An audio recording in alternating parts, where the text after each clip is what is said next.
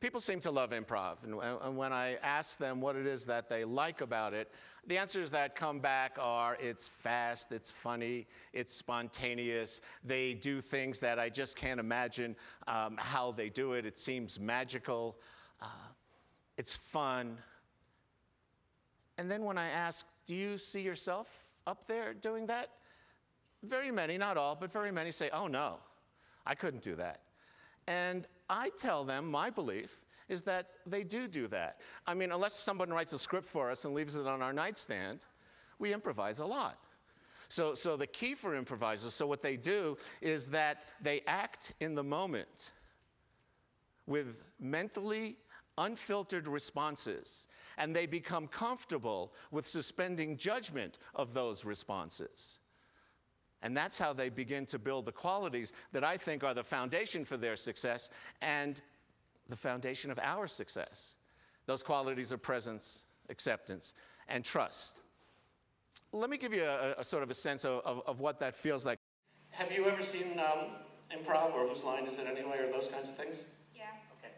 We're going to play a game called One Word at a Time. You and I are going to tell a story that's never been told before. And we're going to do this one word at a time. Why? Does. The. Loud. Speaker. Have. Ears. Question mark. I. Don't. Know. What? To. Think. When. You. Speak. Out. Loud. Period. Please. Don't. Yell. At. Me. Why? We're going to play the one word at a time game, the same game we just played up here. But I need a title, so would somebody call out a title of a story that's never been told? Childbirth. Childbirth.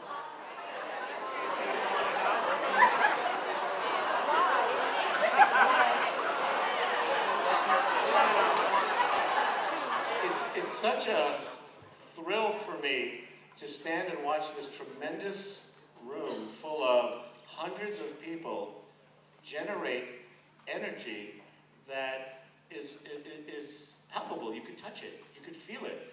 Now, there's good energy and bad energy.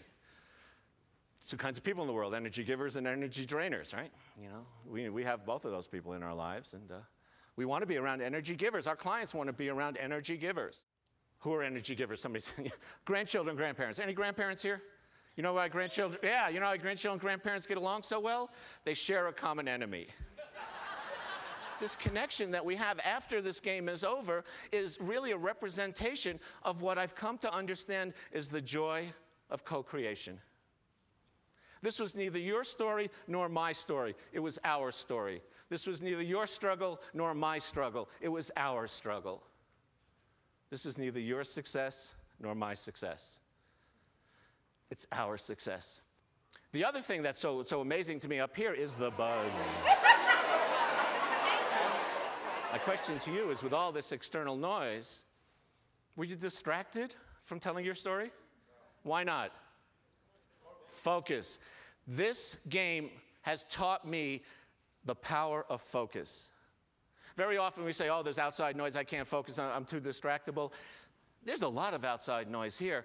Focus allows us to continue to do what we need to do and eliminate the distractions. It's focus that brings us to presence. And people say, well, how do improv people focus when there's so much going on? They're so quick and all this stuff is happening. Improv players understand a technique. They're taught something called the point of concentration. The point of concentration is the smallest bit of information you need to have in order to keep on task. Improvisers accept what they're offered. Acceptance means you're dealing with reality.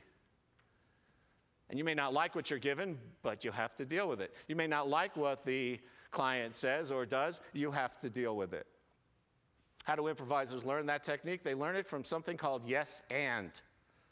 The purpose of the and in improv is to take it and build on it.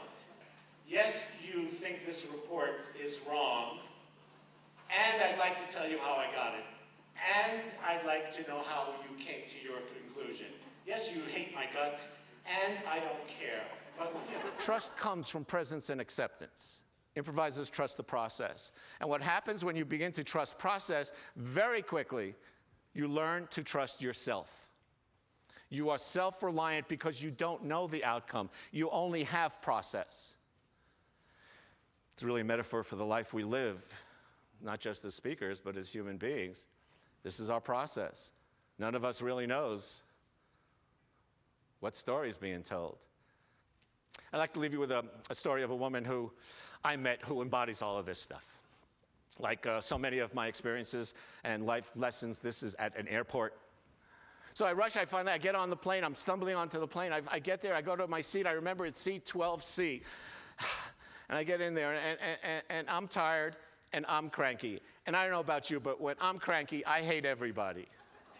Finally, the flight attendant comes down checking for compliance of the seatbelt law. And as she comes to me, I don't know it now, but I knew it in hindsight, as this woman walked down the aisle, she was bringing light towards the darkness that surrounded seat 12C. And I can't tell then, but I can now, that she was changing the emotional climate for people as she was coming towards me. And she bends down and looks at my seatbelt, and I notice her name tag, and in the place where I expected to see the word Susan or Samantha or Sarita, I saw these words, "Oh, Miss." O-H-M-I-S-S. You see, this woman understood that if someone wanted her attention, they did not raise their hand and go, "Oh, Susan, oh, Samantha, oh, Sarita." No, no, no. They would raise their hand and go, "Oh, Miss." And rather than fight the universe and tell 100 people a day, thousands of people, that that's not my name, she had the presence of mind to accept the offer and trusted that she would be able, by taking care of herself, to be okay. You may not even know it, but who you are and how you walk through the world impacts hundreds, if not thousands, of people. And the key is really just deciding what you want to be for yourself. Thank you.